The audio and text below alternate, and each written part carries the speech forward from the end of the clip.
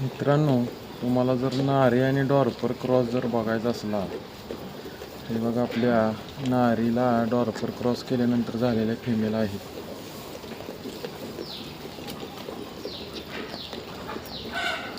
नारीला पण फुल blood डॉर्पर cross केलेला त्याचा हा रिझल्ट दिसतोय बघा.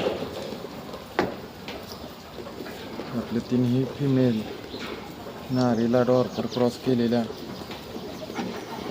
होता. ते डॉर्पर पासून झालेल्या ह्या फिमेल आहेत.